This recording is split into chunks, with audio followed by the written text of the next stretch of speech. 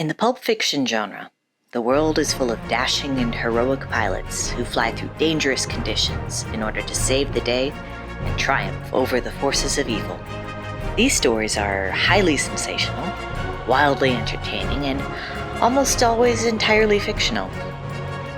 But history is full of remarkable circumstance, and people have lived lives that are sometimes even more full of adventure and danger than your average adventure novel. People like Albert Mah, a Canadian Second World War pilot, mercenary, and adventurer. Albert Mah was born November 21st, 1920, in Prince Rupert, BC.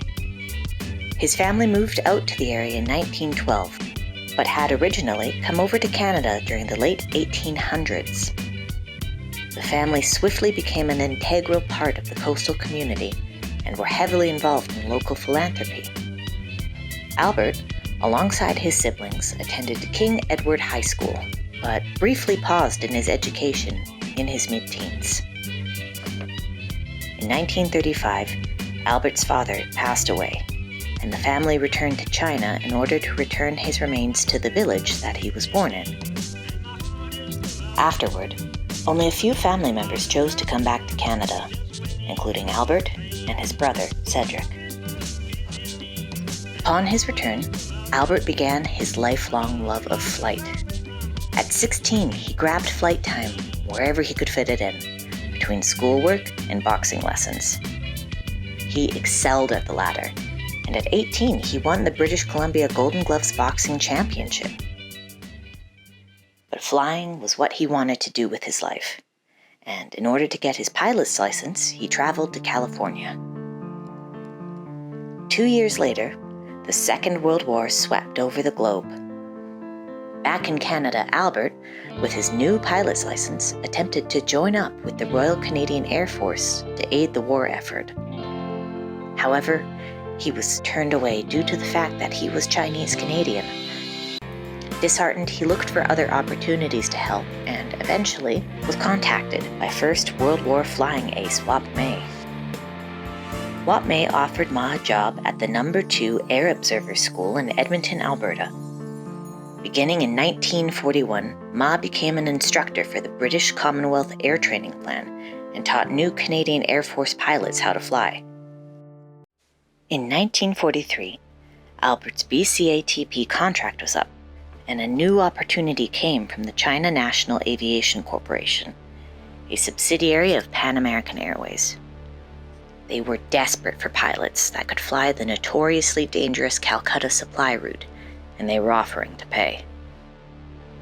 Due to the Japanese occupation of China during the war, one of the only ways that the country could receive supplies was through this hazardous route that wound through the Himalayan mountains.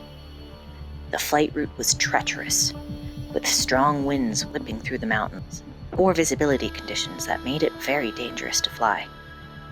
It was not uncommon for the aircraft to ice up while in the air, or for sudden downdrafts to force the planes to plunge 3,000 feet.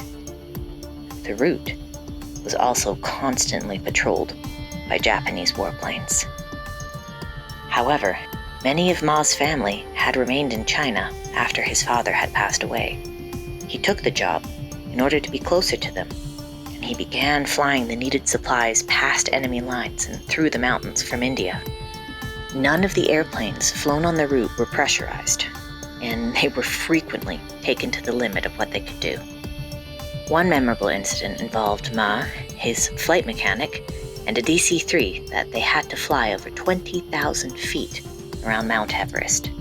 The DC-3 had no oxygen masks, and that, combined with the unpressurized cockpit, made flying conditions extremely uncomfortable. Thankfully, that trip ended with both pilot and mechanic safely navigating the peak and landing without incident. But that was hardly the only dangerous call that had to be made. Numerous enemy aircraft patrols lurked in the mountains, and Mah had many close calls. One time, in the middle of a routine flight over the mountains, one of these patrols found him. A chase ensued, with a zero and swift pursuit and Mah in extreme danger. In order to escape, Mah flew down into a nearby valley where thick clouds had completely covered the landscape. With no map and no radar, Mah could not see where the mountains were or where the valley floor began. He was literally flying blind. He circled the valley for hours, playing a waiting game. It was only due to the Zero running out of fuel that Mah was able to escape the clouds. As a pilot, Mah not only brought much-needed supplies into the country, but he also rescued people from the occupied territory. When he first started flying for CNAC, he was determined to get as many family members as he could out. In 1944, he took a leave of absence from the company to begin his plan. He was unable to find a translator to travel with him, which he needed since he was never taught the local language. Undeterred, he pretended to be deaf and mute and walked through enemy lines in order to find and rescue his family. The situation he found was more complicated than he expected, and he was only able to get his 12-year-old sister out. They traveled back across enemy lines, traveling by night and hiding during the days. Danger was never far behind. During one leg of the trip, while hidden in coffins on a slow-moving riverboat, they were attacked by low-flying warplanes. They barely escaped, but escape they did, and both made it safely to India. After making sure that she was taken care of, Albert returned to his duties and continued flying throughout the war. When Japan surrendered in 1945, civil war followed in China. Albert and his brother Cedric, also a daring pilot in his own right, decided to stay and aid the nationalists.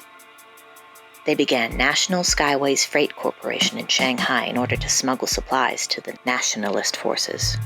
Together, the two brothers flew over 700 of these missions, flying over the very same Himalayan route that they had become so familiar with during the war. These efforts did not go unnoticed. Danger was still an everyday occurrence. Once, while negotiating a contract with a supplier, Albert caught the last ends of a conversation at a nearby table. Two individuals referred to him by name, along with the word suspect. Following his gut feeling, he backed out of the mission last minute. Only hours later, the aircraft he was due to take off in was shot out of the sky. The Chinese Civil War ended in 1949, and Albert, along with his brother, finally came home to Canada.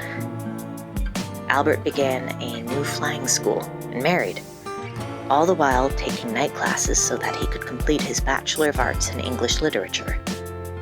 He continued to fly as well, working on the distant early warning lines of radio stations up north and training NATO pilots in Gimli, Manitoba. In 1995, the U.S. Air Force awarded him the Distinguished Flying Cross and Air Medal for his service in the Second World War. Albert Mah passed away in 2005 at the age of 84 and was survived by his 3 daughters and 1 son. His journey through life took him across countries and oceans and mountains, and many people were no doubt saved by the choices he made.